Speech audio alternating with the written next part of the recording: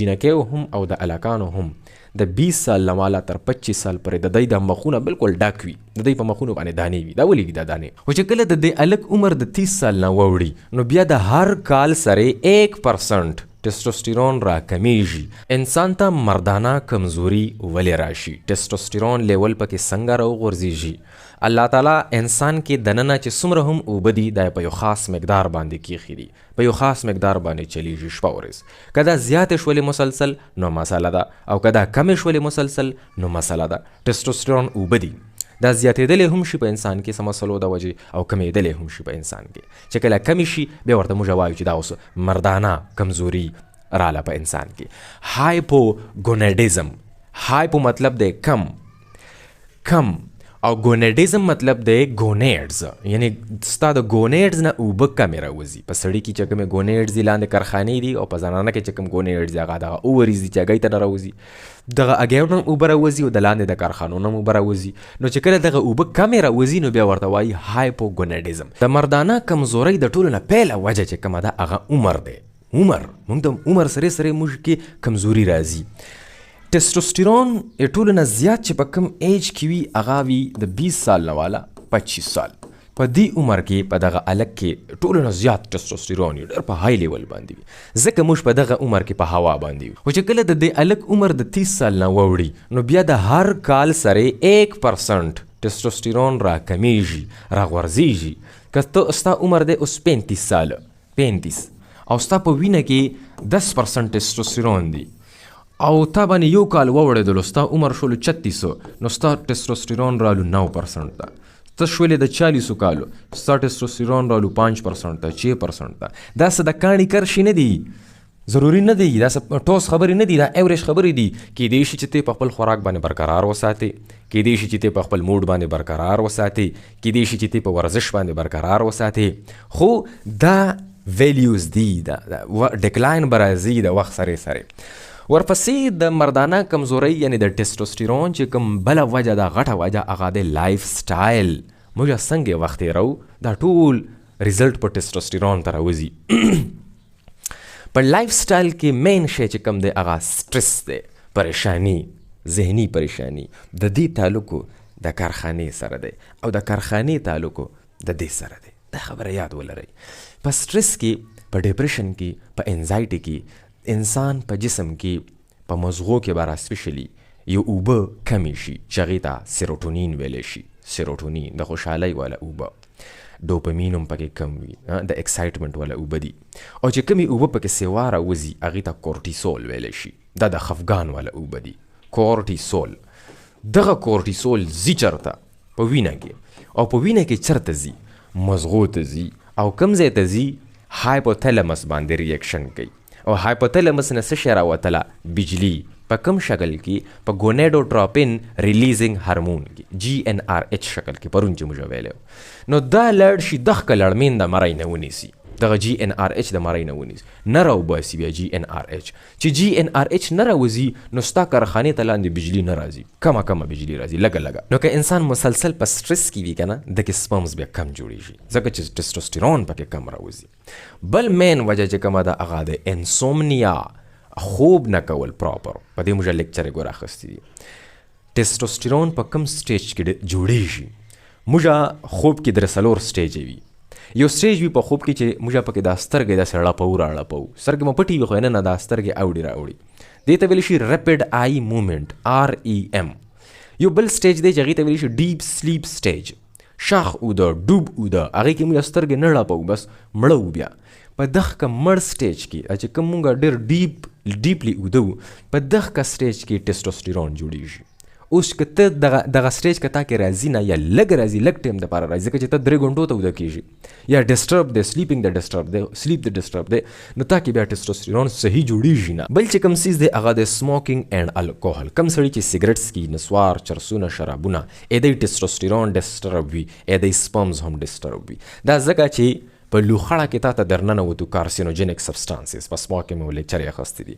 الکوهل په دې کې هم ستا لیور کار پرېږدي، ینې د خرابېږي او د ینې بلا انزایمز دي او هغې د وجې لاندې ټسټوسټیرون باندې اثر غورځېږي. د دې د وجې هم ستا ټسټوسټیرون ډسټرب شي. اوس د یو انسان ټسټوسټیرون لږ شو راوغورځېدو نو څه وجه کېدلی شي بیا امپیکټس یې څه دي، افیکټس اثرات یې څه دي؟ مین اثر چې کوم دی هغه د مسل ماس دی. د ټسټوسټیرون د کموالي د وجه به د غوښه کمه وي په جسم کې، صحیح ده. بل چې کومه وجه ده چې انسان غوښه کمه شي نو په د باندې فیټ سوخیږي نو اوبیسیټي ورته راشي. چې اوبیسیټي ورسره راشي نو اوبیسیټي سره تړلی شوی، د غټوالي سره د موټاپې سره تړلی شوی یوه بیماري ده چې هغې ته ډایبیټیز ویلی شي، لیپټین رزسټنس، انسولین رزسټنس ورته وشي، دا ورته راشي. بل چې کوم غټ اثر پکې دی هغه د لو لیبیډو، سیکشوال ډیزایر، جنسي خواهش، هغه حاجت، هغه انرژي، هغه جذبه پکې کمه شي، لو لیبیډو ورته ویلی شي. بیا دی هسې مړ پروت وي، صحیح ده. واده کړو خلکو ته به د دې خبرو پته لګي چا کې چې ټسټوسټیرون لږ دی نو هغوی ته به دا مسلې وي، لو لیبیډو خواهش وي، ډېر نه راوچتېږي په اسانه باندې. بل پکې بون ډینسټي دی. دا خبرې موږ پرون کړي دي که نه چې ټسټوسټیرون به څه کار کوله، غوښه به یې جوړوله، نو ټسټوسټیرون کم دی نو غوښه نه جوړېږي. اډوکي به مضبوطولو، اوس کم دی نو اډوکي کمزوري شولو، بون ډینسټي کمه شوله. بل موډ ډسټربنس د سیروټونین سره تعلق لري نو موډ هم خرابوي. چې ټسټوسټیرون کله لږ شي نو بیا موډ هم خرابېږي. بل فیټیک دی، بدن به هم درد کوي. دا ټولې مسلې راځي چې کله په انسان کې ټسټوسټیرون لیول راوغورځېږي. ښه، اوس که ټسټوسټیرون لیول وختلو بیا به څه چل کېږي؟ لکه ختلی هم شي، ګوره هغې ته بیا ویلی شي هایپر انډروجنزم. هایپر انډروجنزم، هایپر مطلب سیوا، د حد نه سیوا، د خپل لیول نه سیوا، او انډروجن مطلب د سړي والا هرمون. نو د سړي والا هرمون د خپل لیول نه سیوا رالو. دا ولې سیوا راځي؟ په کوم کیس کې سیوا راځي؟ موږ ټول باډي بلډینګ کوو، جیم کې ګرځو را ګرځو، جیم کوو، خپل مسلز جوړو، صحیح ده. دا ډېر ښه اکټیویټي ده، ډېر ښه کار دی. خو څه خلک پکې مسلسل کیمیکلز استعمالوي، کیمیکلز لکه دا غټ غټ باډي بلډران چې کوم دي دی پوډر استعمالوي یا ځان ته انجکشن یې وهي د څه شي؟ د انابولیک سټیرویډز. دا څه شی دي؟ دا کیمیکلز دي، سټیرویډز دي. دا دی خوري چې زما غوښه، یعنې زما د مسل زر زر جوړ شي، پنډۍ مې د غټې شي، خېټه کې مې سکس پیکس مې د راوځي، دا د غټ شي. دې دپاره سټیرویډز استعمالوي، د غټ غټ باډي بلډران چې کوم دي. دلته یوه ډېره اهم خو ده، ګوره دغه انابولیک سټیرویډز چې کله وینې ته شامل شي که نه، وینې ته، نو دا ایکټینګ کوي، دا کار کوي بطور آرټیفیشل ټسټوسټیرون. دې شکل دغه کسې دی چې څنګه زموږ په جسم کې قدرتي ټسټوسټیرون دی. نو مازغه بیا دا فیصله کوي چې به په وینه کې خو ډېر زیات ټسټوسټیرون ګرځي را ګرځي، نو دغه کې د وجې بجلي بند شي، هغه GnRH چې کوم و چې به راوتلو د مازغو نه اوس نه راوځي، او چې هغه نه راوځي نو بیا خو د پیچوټري ګلینډ نه LH او FSH هم نه راوځي، او چې کله دایم نه راوځي نو سپرمټوجینیسس ودرېدلو، سپرمیټوجینیسس یعنی سپرمز جوړېدل دا ودرېدلو، او ټسټوسټیرون سینتیسس ودرېدلو، دا هم ودرېدلو، چې دا ودرېږي اټومیټیکلی دا ورسره ودرېږي. نو دا د غټ غټ باډي بلډران نه دي، دی ته دوه درې مسلې وي. دی ایرکټایل ډسفنکشن، مرغضب نه راوچتېږي، ټسټوسټیرون پکې لږ دی، قدرتي ټسټوسټیرون چې کوم دی هغه، او د هغې د وجې د دوی سپرمټوجینیسس نه کېږي. بل که چېرته کې خدای مکه رسولۍ ولګېدله، لاندې په کارخانې کې رسولۍ پیدا شوله، یا په ایډرینل ګلینډ د پاسه رسولۍ پیدا شوله، نو د هغې د وجې هم ټسټوسټیرون لیوله په وینه کې سیوا شي، سیوا وي، مسلسل سیوا وي. او بل جینیټیکلی هم کېدلی شي، جین ایکسپریشن د چا سیوا وي، د چا لږ وي، د چا زیات وي، نو هغې د وجې په چا کې ټسټوسټیرون مسلسل سیوا پیدا کېږي. ښه، اوس ټسټوسټیرون په وینه کې سیوا دی، نو هلکه څه چل وشو؟ وي دي که نه سیوا؟ نه، د دې مسلې دي، د دې وجود هغه دي افیکټس دي، اثرات دي.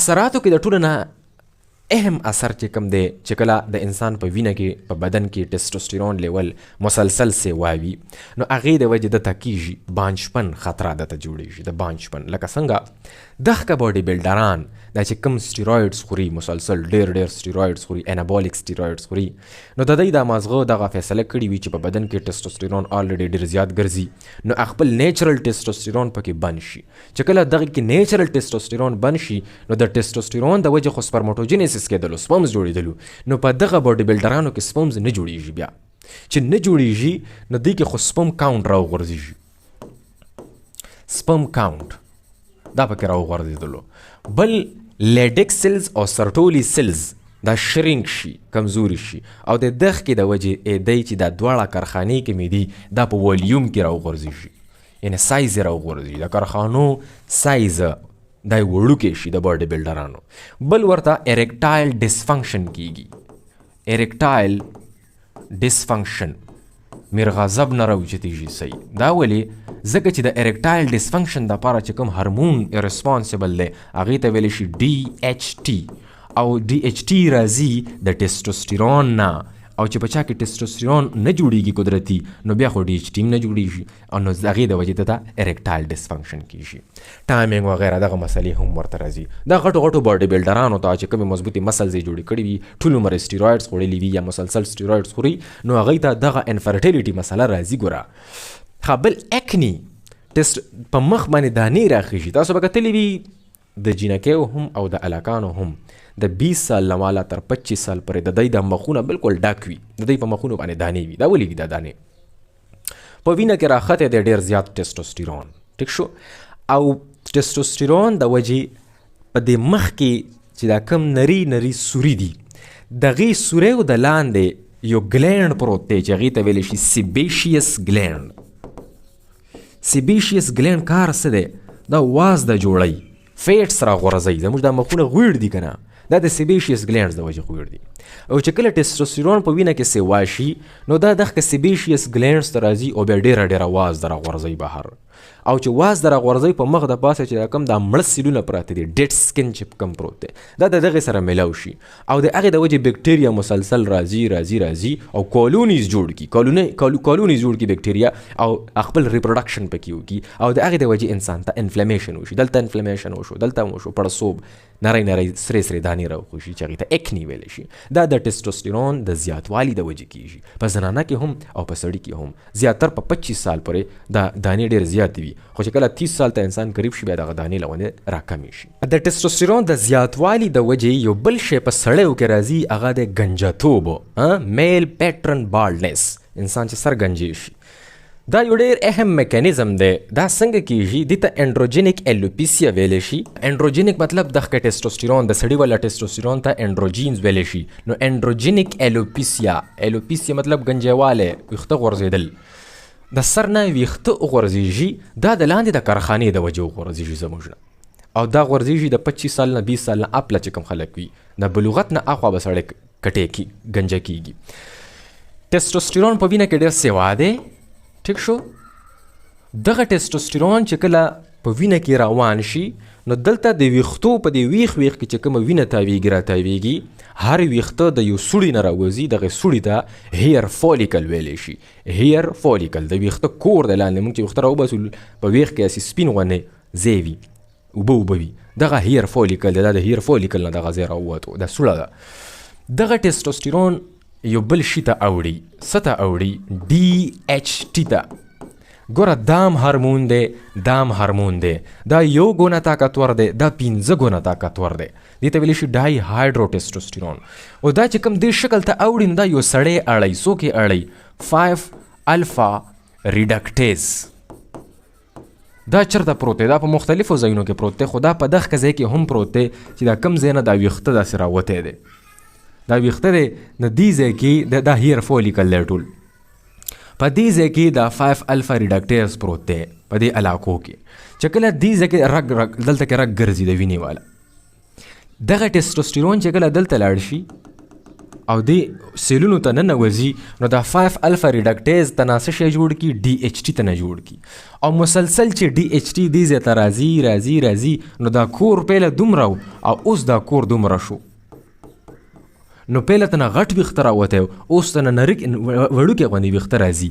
تک سپین یا سور سور ویښته ته نه راځي. دې ته ویلی شي ټرمینل هیر غټ ویښته تور ویښته او دې ته ویلی شي ویلس هیر او دغې ته ویلی شي ټرمینل هیر. نو د وخت سره هغه خلک چې د هغوی هیر فولیکل یعنی دا کور د ډي ایچ ټي ته ډېر زیات سینسیټیو دی حساسیت لري نو د هغې د وجې دا 10 کاله پس 15 کاله پس دا سړی ګنجې شي. او څه خلک داسې دي چې هغوی کې ډي ایچ ټي ډېر دي خو هغه سینسیټیویټي نشته دلته نو د هغې د وجې هغوی نه ګنجې کېږي یا ډېر ټیم اخلي په ګنجاپن کې. ګنجوالی یعنی دا کټا کېدل دا صرف د ډي ایچ ټي د وجې نه ده. ګوره د عمر سره به ته ګنجه کېږي د غلط خوراکونو سره به ته ګنجه کېږي د سټرس سره به ته ګنجه کېږي د ورزش نه کوو سره به ته ګنجه کېږي. تاسو به لیدلي وي کلاډیان نه ګنجې کېږي بوډاګان خلک دي نه ګنجې کېږي او چې کوم خلک په کټونو کې یا داسې هغوی فزیکل اکټیویټي نه وي داسې جابي وي هغوی زر ګنجې شي یا سټرس یې اخیستی وي انزایټي مسلسل په دغه سایکولوجیکل مسلې وي ورته هغوی هم دا هیر فولیکلز کمزوري شي ځکه چې کورټیسول هارمون په دې ځای کې هم کار دی. دا ګنجوالی دی. اوس که یو سړی وغواړي چې یاره زه دې ته څه پړتوب جوړول غواړم چې زه ګنجی نشم د ډي ایچ ټي د وجې زما هیر فولیکل ډي ایچ ټي ته ډېر زیات سینسیټیو دی نو دی به بندوي دا سړی 5 الفا ریډکټیز. دا اوس داسې دوایانې هم شته لکه 5 الفا ریډکټیز انهیبیټرز بندو والا دوایي به خوري دی یا به داسې څه انجکشن به هم وي چې هغه 5 الفا ریډکټیز بند کړي. داسې ټاپیکل لوشنز به هم وي شیمپو وغیره صابون وغیره چې هغه دا 5 الفا ریډکټیز بندوي نو ستا په بدن کې به ډي ایچ ټي نه جوړیږي چې نه جوړیږي نو دا هیر فولیکل به کمزوری کیږي نه د دې د کمزوري والي ته ویلی شي مینی